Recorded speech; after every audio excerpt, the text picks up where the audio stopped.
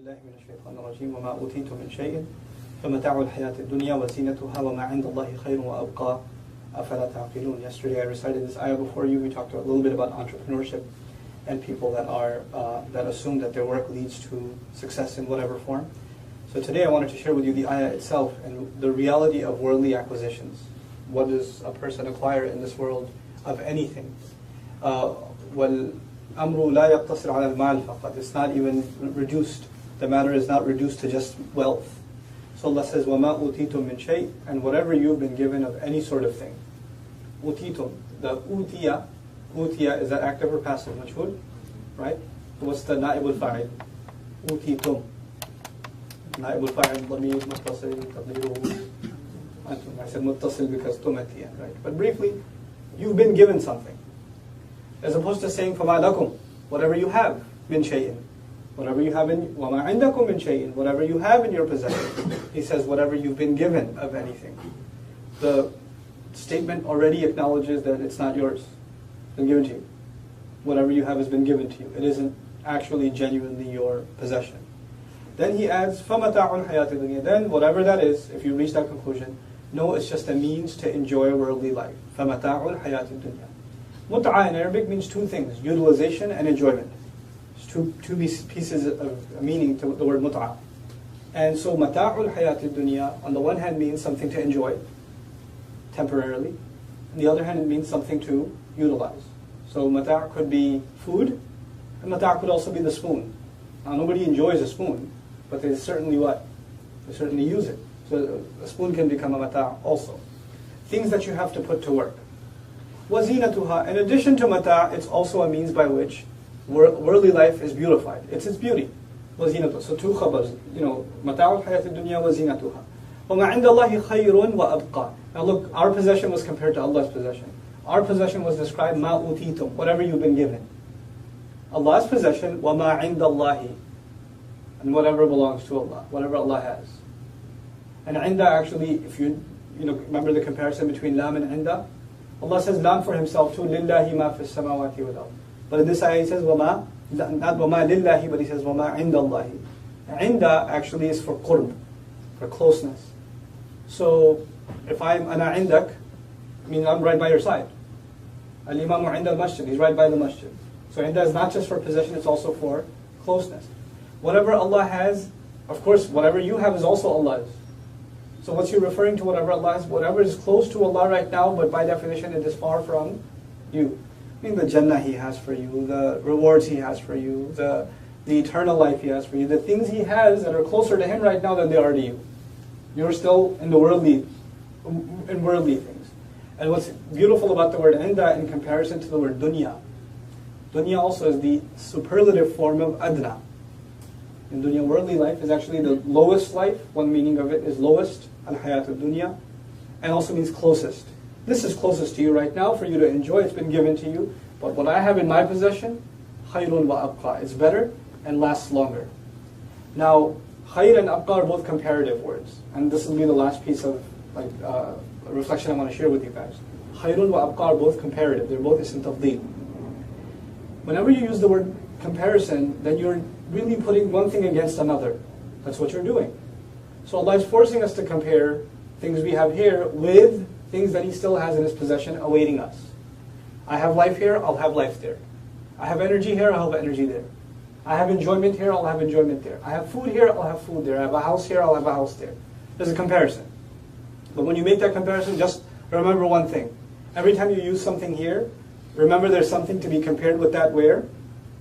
In akhirah. Something you find good, something you find enjoyable, and something you find beautiful here, constantly this imprint in your mind, there's something of this that has two qualities in Jannah. Number one is khayr, is better.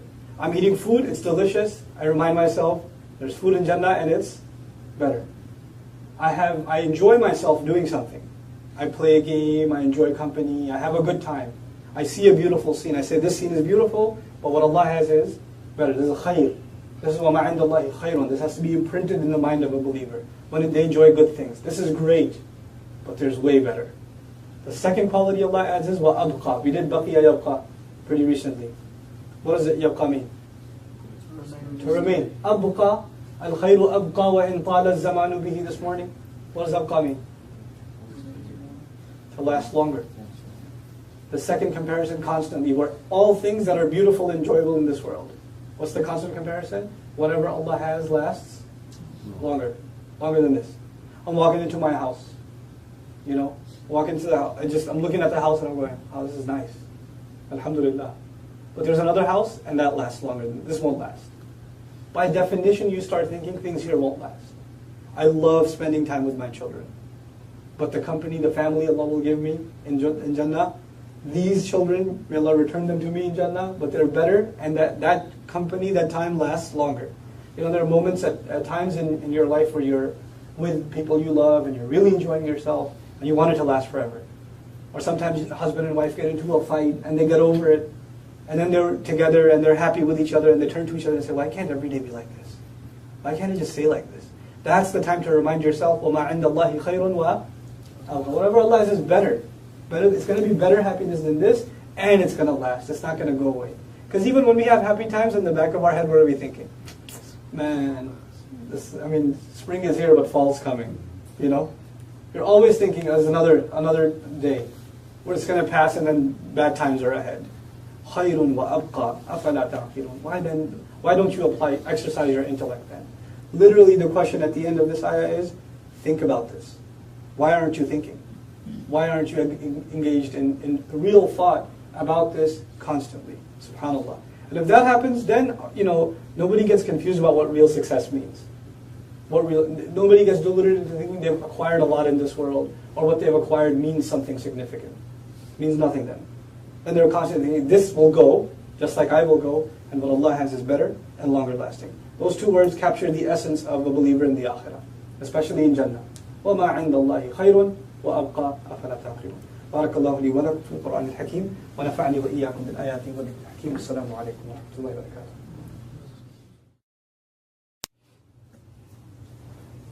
السلام عليكم ورحمة الله وبركاته. الحمد لله رب العالمين والصلاة والسلام على أشرف الأنبياء والمرسلين وعلى آله وصحبه أجمعين. ثم أما بعد. Inshallah ta'ala, today I wanted to wrap up one part of at least entrepreneurship and people that are in the worldly sense successful. Allah Azza wa Jal in the Quran, again Surah Al-Qasas, gives us the example of Qarun. Qarun is a very interesting figure. He's mentioned in this detail in Surah Al-Qasas towards the end, where in the beginning of Surah Al-Qasas, Allah Azza wa Jal actually only mentioned Fir'aun and Haman and their armies. And the armies of Fir'aun are the obvious enemies of the Muslims of that time, the Bani Israel. But Qarun was an internal enemy. He was, basically you can call him a sellout. He was extremely wealthy among Bani Israel, and how can that be if they're a slave race and they're overpowered and they're living in the ghettos? Well, Fir'aun actually hired some people, or he enriched some people from within that community so he can keep an eye on them from the inside. So it was sort of an inside man working for Fir'aun, and that's how he became extremely wealthy. And so, and Allah explains his wealth. Allah says, إِنَّ قَارُونَ كَانَ مِنْ قَوْمِ مُوسَى فَبَغَى عَلَيْهِمْ. He was from the nation of Musa, he rebelled against them. He was a rebel against them, meaning he was a traitor to them. He wasn't loyal to the Israelites, so he was loyal to Fir'aun. And that's why, and Allah says Allah allowed him to have a lot of wealth. وَآتَيْنَاهُ مِنَ الْكُنُوزِ. We allowed him to have hordes of treasures. And I've talked to you about his treasures before, mafatih and mafatih. That discussion is in the same ayat. But what I highlight to you is the archetype of a wealthy person. The question isn't just about where that person got their wealth from, but when someone is in a position of wealth, they become prominent, whether they like it or not.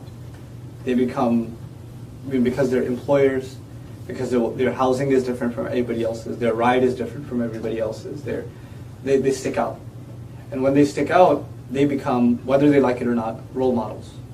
People want to be like them. People want to emulate. They see that as success. Whether our faith teaches us success is something bigger, something more than worldly wealth or not, it's human nature to see a nice house and wonder, wow, I wonder what it's like to live in a house like that.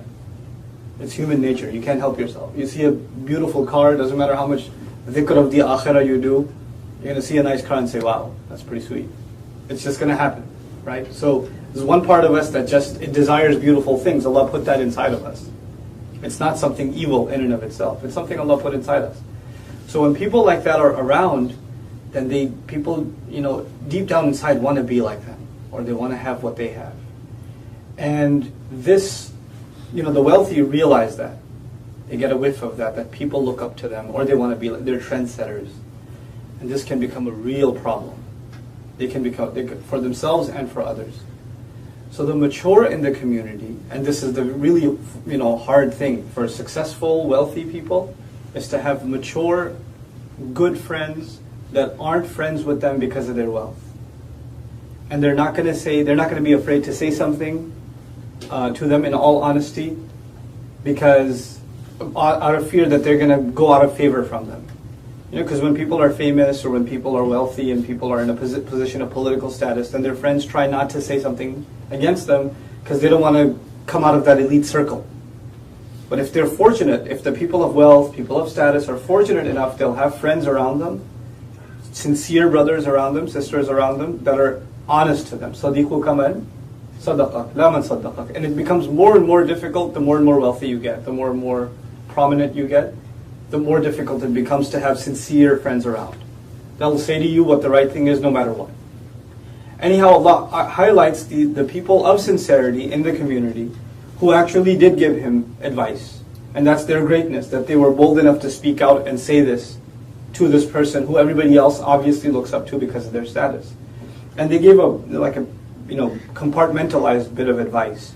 And I just want to quickly just mention the first of those things, and I'll go through each of them, inshallah, one after the other in these sessions. So, إِذْ قَالَ لَهُ قَوْمُهُ لَا تَفْرَحْ إِنَّ اللَّهَ لَا يُحِبُّ الْفَرِحِينَ. First bit of advice, don't be overjoyed because of your wealth. Don't because this is, the word إِذ is used, which is ظرف, as you know, right? So he would look at his treasures, and then when he'd look at the shiny gold coins or whatever they were, his eyes would bulge and he'd have a smile on his face. And that's what people noticed, and they said, look, you get a little too happy when you see your money. Or you get a little too excited when you see the bank account or whatever else. You need to calm down. That's not the source of happiness, and this is not something you need to be celebrating. Because this in the end is a test, and you're forgetting that. A person with that kind of money, they have enough to eat today, tomorrow, the day after. They have enough. But still, what happens? You want to see more, and you want to see more, and it makes you happy. And this is a problem. This money for the sake of money, that you get addicted to making more and more and more. So his friends are telling him, or the community, sincere community, is telling him, don't be this way. Don't become obsessed with money itself. Don't become obsessed with wealth itself, and find happiness in that. And people that become this way, then they lose everything else in life, and that's the last thing I'll share with you guys. They lose everything in life. All they care about is making more money. They don't have time for family, they don't have time for friends, they don't have time for, they're just constantly thinking, how do I expand the business? How do I take it further? How do I make this money work more and more and more for me? And that's what their entire life becomes. And when they see the returns come, now it's cause to be happy, cause to celebrate. So they'll throw parties, corporate parties, and all this other stuff when huge returns come in. Because that is their source of happiness, nothing else is left. لا تفرح إن الله لا يحب الفرحين. Happiness in and of itself is not a bad thing. It's not. But this kind of happiness, materialistic happiness, Allah says He doesn't like those who are happy in this way. So Allah is not saying Allah doesn't like happy people. It's not what He's saying. He's saying people who are overjoyed because of material gain. Those are the kinds of people Allah doesn't like. That's where they started their advice. Then they gave him this one by one bit of advice. It's very comprehensive, inshallah. We'll share that as the days come. Barakallahu li wa lakum fil Qur'an al-Hakim. Wa nafa'ni wa iyyakum bil ayat wa dhikr al-Hakim. Assalamu alaikum wa rahmatullahi wa barakatuh. Assalamu alaikum wa rahmatullahi wa barakatuh. Alhamdulillahi rabbil alameen. Wa salatu wa salamu ala ashraf al-anbiya'i wa mursaleen wa ala alihi wa sahbihi ajma'in. أذكركم ثانية إن شاء الله بعد الفصل سأبقى في الفصل الكبير في القاعة الكبيرة وأكون في خدمة من يحتاج إلى مساعدة. Anybody who needs help, I'll be there for an hour inshallah ta'ala in the class after. Anyhow, so we were talking before about the advice that people of sincere, genuine and courageous counsel gave to this celebrity and this wealthy person, Qarun. And the first advice was not to be overwhelmed in, or not to be overly excited about his wealth. لا تفرح إن الله لا يحب الفرحين. The second bit of advice وَابْتَغِي فِيمَا أَتَاكَ اللَّهُ الدَّارَ الْآخِرَةِ. Pursue, وَابْتَغِي is a command form.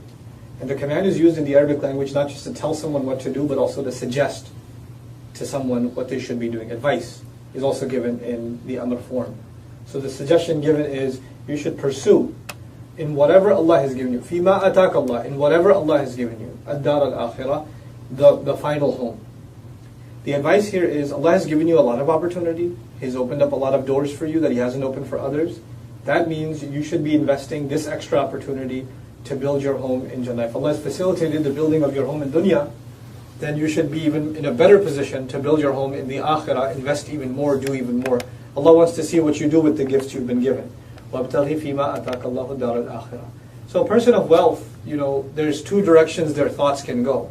They can think to themselves, what happens with people that don't have any concept of deen? Once they have money, either they think about how can I get more money, or they go into politics, how can I get power?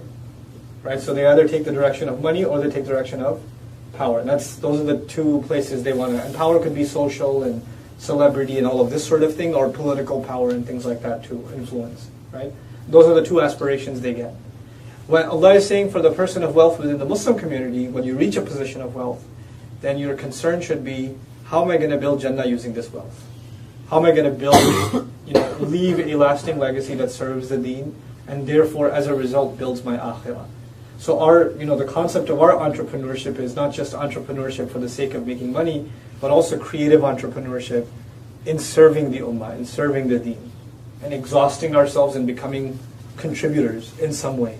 And that's the career goal of every Muslim. Like an aspiring, I tell Muslims we should be the best in any career we, endeavor into. All of your Arabic students, some of you are going to go into medical studies, some of you are going to go into business, some of you are going to go into whatever other, engineering, whatever else. Be at the top of your field, but then that's not your goal. Your goal isn't to be at the top of your field. Your goal is be at the top of my field so I can serve the deen in XYZ way. Your goal isn't your career. That's everybody else. Everybody else, all their life amounts to is that career. Our goal is service at the end. How are we building our akhirah once we excel in our fields? And actually, I say personally to Muslims, they should aspire to have awesome careers so that they can be part-timers in their careers. They should be so successful that they have to do very little in terms of dunya, so they can exhaust most of their energies in terms of deen. Because when you're working and you barely make ends meet, you're just working enough so you can survive and pay the bills and all of that. And some people are in that situation. Then they don't have any time to do anything outside of that. They're just exhausting all of their energies, just surviving day to day. And Allah has put some people in that test. But then there are others who have what they call nowadays disposable income. They have a little extra. They have, the opportunity. They could take 80 hours and make 10 times more money, or they could do 20 hours and still live well. They don't have to do 80 hours. They can do 15 hours. They can be like that too, a week. When people reach at that career, then that's not the time to take the extra vacations. That's the time to get busy contributing, doing something for Allah, doing something for this deen, investing that extra money and that extra energy and that extra opportunity to create something that will help the Muslims, and help the community at large reach a better state. That's the thought process that if enough of us were thinking along these lines, then we would just look like a different nation. We just look like a different people, because we'd have enough people wanting to make this ummah, and by extension the world, a better place. It will start turning into a better place. And it's not like this is the last thing I'll share with you. It's not like وَابْتَغِي فِيمَا أَتَاكَ اللَّهُ دَارَ الْآخِرَةِ, this intention, I want to build my house in Jannah, in this that Allah has given me. The way in which I'm going to pursue that is not going to be the same as the way in which you're going to pursue it. We're all going to be inspired and guided by the Qur'an and the Sunnah of the Prophet ﷺ, and the awesome seerah of the Messenger ﷺ. But the talents I've been given are not the ones you've been given, and the talents you've been given aren't the ones I've been given. Each one of us will have to chart out our own career path of building our house in Jannah. What is going to be our contribution? What is going to be the thing that we do? And all of you, especially the younger guys here, you have to seriously ask yourselves this question. You are now at the stage in your life where your accountability, your mas'uliyah has begun now. And you have about basically 40, 50 years to do something with your life. And then is retirement after that, and you're looking back at your youth and saying, I wish I did this or that or the other. This is the time to get stuff done. You have to be in that mode now. So don't just think, what am I going to do 2 years from now, 3 years from now, 5 years from now? Have a plan. This is what my life is going to look like. So when I look back, I can say, this is what I gave myself to. This is what my energies were focused on. And Allah Azza wa Jal give all of us a clear sense of direction and guide the direction that we take and make us contributors in this ummah. Barakallahu li wa lakum fil Qur'an al-Hakim wa nafa'ani wa iyyakum bil ayati wa dhikr al-Hakim. Assalamu alaikum wa rahmatullahi wa barakatuh. Assalamu alaikum. Alaikum assalam wa rahmatullah.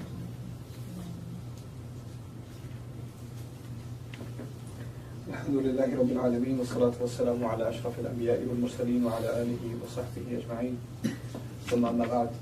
فأعوذ بالله من الشيطان الرجيم وابتغ فيما آتاك الله الدار الآخرة ولا تنس نصيبك من الدنيا وأحسن كما أحسن الله إليك أحسن الله إليك ولا تبغي الفساد في الأرض إن الله لا يحب المفسدين رب اشرح لي صدري ويسر لي أمري واحلل عقدة من لساني يفقهوا قولي آمين يا رب العالمين. So the bit of advice that the community gives to Qarun, I'm just going to continue a little bit about that. The first thing, once again, was لا تفرح إن الله لا يحب الفرحين. We've discussed that already. The second thing was وابتغي فيما آتاك الله الدار الآخرة was the second thing. The third thing is ولا تنسى نصيبك من الدنيا. ولا تنسى. What does that mean, guys? ولا تنسى. Don't forget. نصيبك. Nasib is your portion. Good fortune also. Good fortune in Arabic is also called nasib. Nasib is also a fork in the road or a rock in the road that helps you get to the right direction, like a good marking. So somebody considers it their good fortune that they found this marking, that they didn't get lost. And from it the word got coined as good fortune. Okay? The word nasib also in Quran is used for a portion that is you're meant to have it. The portion you were meant to have. So you don't feel bad about what you were meant to have, or somehow that you're a materialist if good fortune came your way.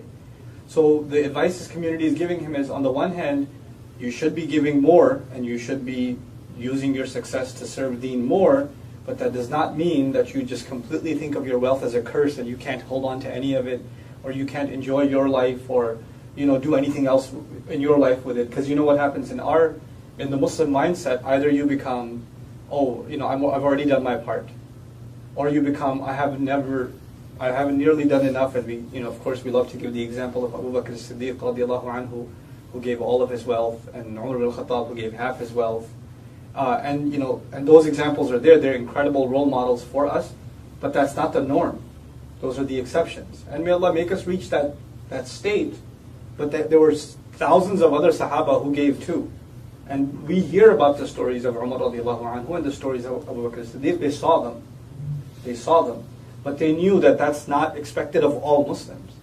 And we don't take anything away from those Sahaba either, radiallahu anhum wa radu anhu.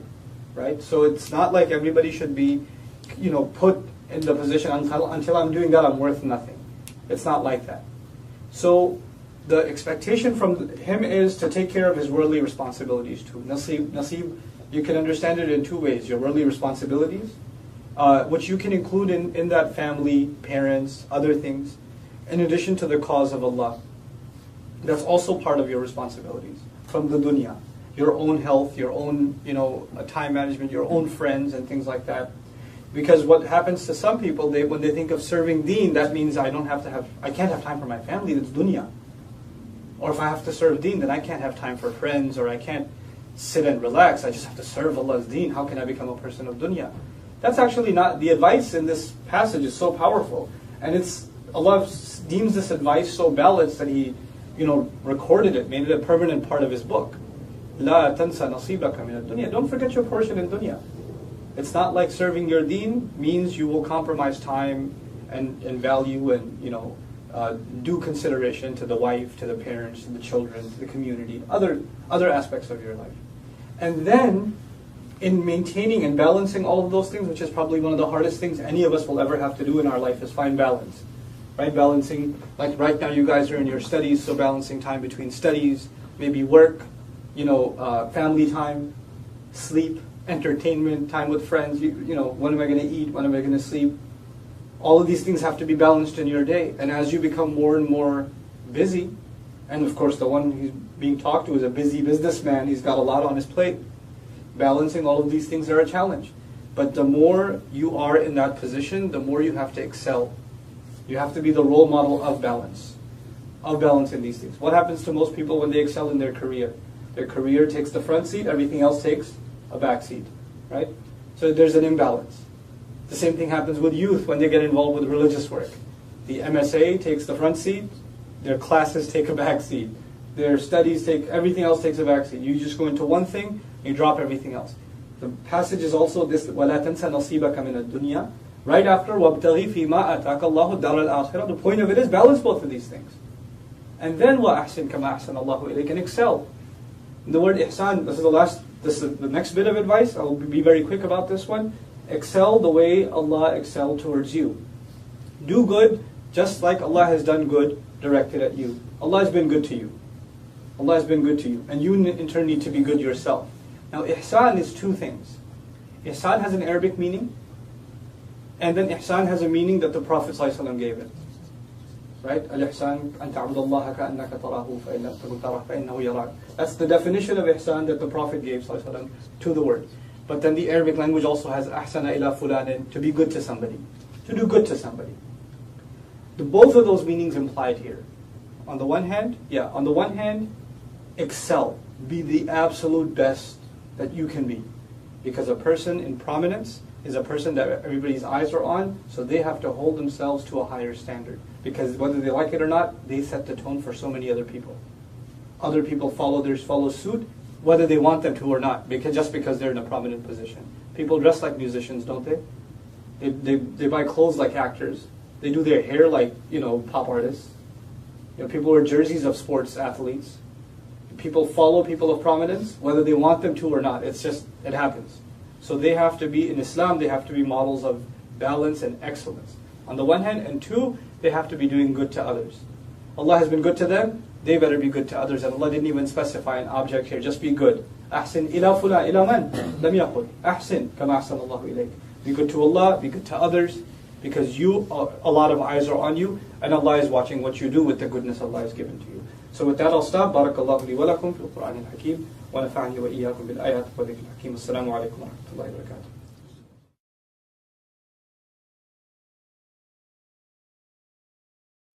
Assalamu alaikum wa rahmatullahi wa barakatuh. Alhamdulillah wa salatu wa salam ala rasulillah wa ala alihi wa sahbihi ajma'in. آخر نصيحة أعطاه قومه أعطى قارون قومه هي ولا تبغي الفساد في الأرض إن الله لا يحب المفسدين رب اشرح لي صدري ويسر لي أمري واحلل عقدة من لساني يفقهوا قولي. The last bit of advice that his nation gave to him was ولا تبغي الفساد في الأرض. Don't pursue corruption in the land, in the region. You could say al-Altir, in the region, in the area. The role model has, on the one hand, higher expectations of him. I talked to you about that yesterday. وَأَحْسِنْ كَمَا أَحْسَنَ اللَّهُ إِلَيْكَ. He's got an opportunity to earn more dunya, so he should show more goodness. And the goodness of his should be more prominent than other people's. Because people look up to that sort of thing. And they want to emulate that. And they want to be like that. But on the other hand, something that, one of the great remarkable scholars in the history of Islam, Shah Waliullah Dehelvi rahimahullah, warned about. He kind of foresaw the coming of the modern world, the way it's going to manifest, and its economy is going to be different from the previous world. And he foresaw this. He was worried about this idea that poor people will become a lot poorer, and rich people will become a lot richer. And as a result, poor people will not care about religion because they'll just spend their time trying to survive. And rich people will have so much disposable income and so much wealth that they will start using their money in corrupt, deviant ways of entertaining themselves or making their lives more luxurious. And subhanAllah, if you just think about how the world looks today, there are people that they're trying to survive, and they're working maybe 18, 20 hours a day just trying to survive.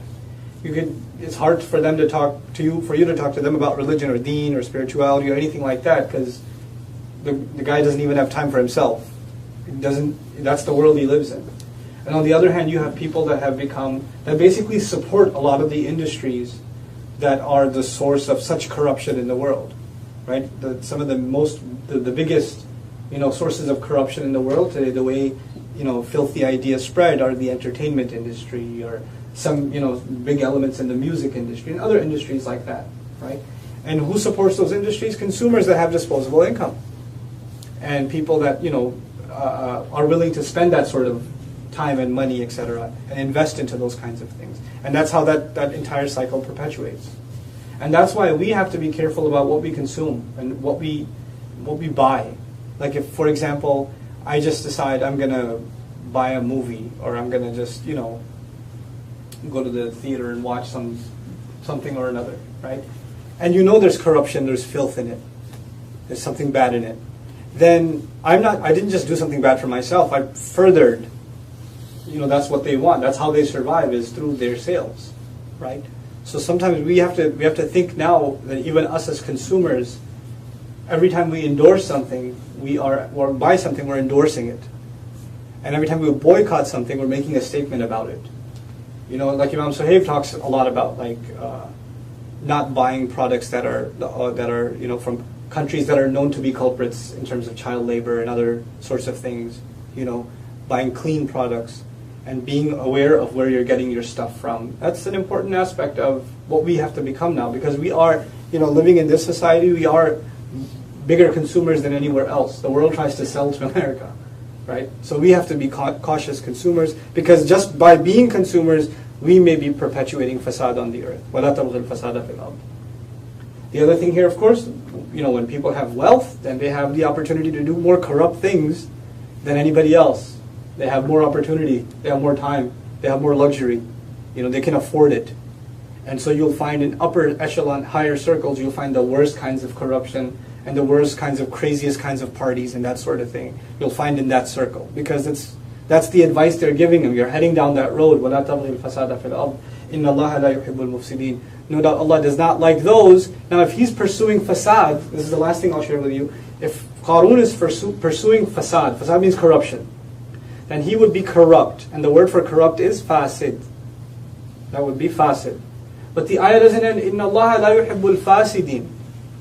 The ayah ends, إِنَّ اللَّهَ لَا يُحِبُّ الْمُفْسِدِينَ. Now, fasada, from which you get fasid, the corrupt person, it's lazim.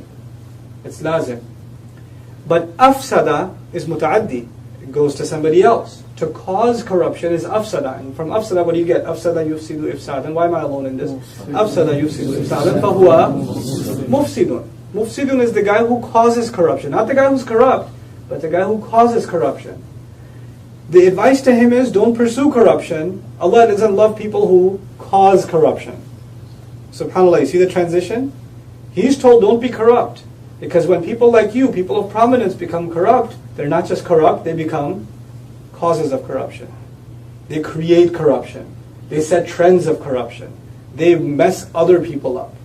We have to think about ourselves like that. We have to think about ourselves as not being causes of corruption. Not having others follow down the path, a bad path or a bad trend that we've set. May Allah Azza wa Jal protect us from being mufsid and from being those who pursue fasad. Barakallahu li wa lakum fil Qur'an al-Hakim wa nafa'ni wa iyyakum bil ayati wa dhikr al-hakim. Assalamu alaikum wa rahmatullahi wa barakatuh. Great, but there's way better. The second quality Allah adds is wa abqa. We did baqiya yabqa pretty recently.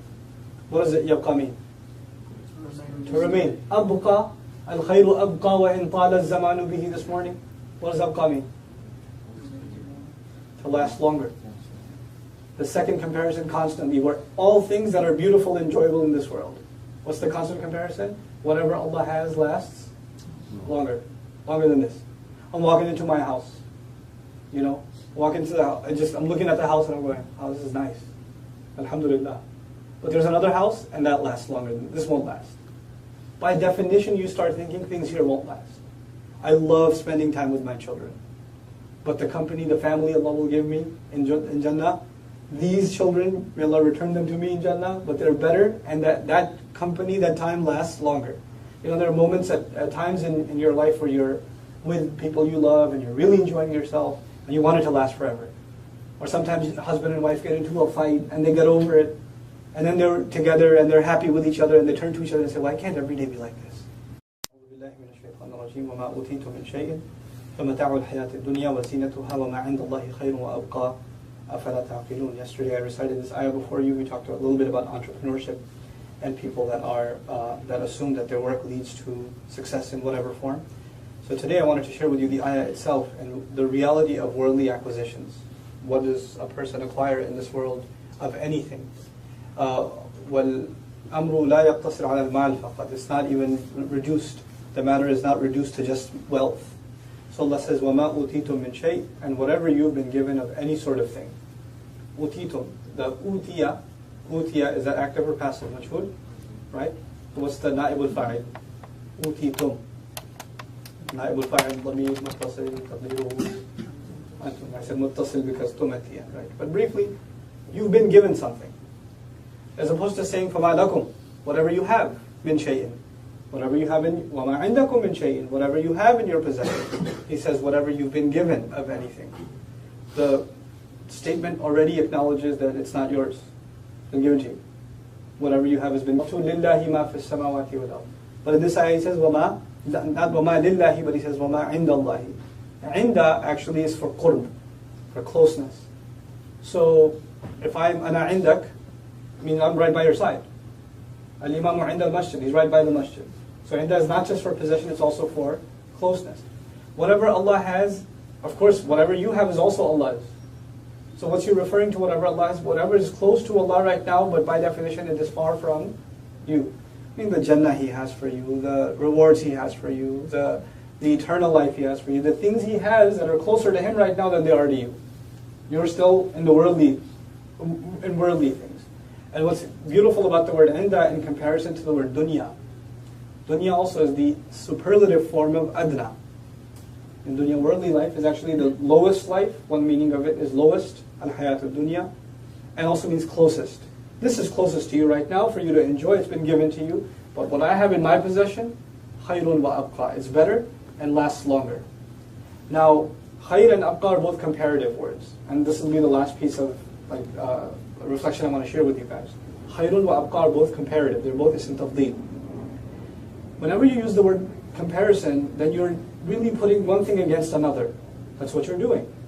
So Allah is forcing us to compare things we have here with things that He still has in His possession awaiting us. I have life here, I'll have life there. I have energy here, I'll have energy there. I have enjoyment here, I'll have enjoyment there. I have food here, I'll have food there. I have a house here, I'll have a house there. There's a comparison. But when you make that comparison, just remember one thing. Every time you use something here, remember there's something to be compared with that where? In akhirah. Something you find good, something you find enjoyable, and something you find beautiful here. Constantly, this imprint in your mind, there's something of this that has two qualities in Jannah. Number one is khayr, is better.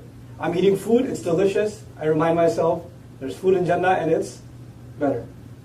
I enjoy myself doing something. I play a game, I enjoy company, I have a good time. I see a beautiful scene. I say, this scene is beautiful, but what Allah has is better. This is khayr. This is وَمَا عِنْدَ اللَّهِ خَيْرٌ. This has to be imprinted in the mind of a believer. When they enjoy good things, this is given to you. It isn't actually genuinely your possession. Then he adds, فَمَتَاعُ الْحَيَاةِ الدُّنْيَا. Then whatever that is, if you reach that conclusion, no, it's just a means to enjoy worldly life. فَمَتَاعُ الْحَيَاةِ الدُّنْيَا. Mut'a in Arabic means two things, utilization and enjoyment. It's two pieces of meaning to the word mut'a. And so mata'ul hayatid dunya on the one hand means something to enjoy temporarily. On the other hand it means something to utilize. So mata' could be food, and mata' could also be the spoon. Now nobody enjoys a spoon, but they certainly what?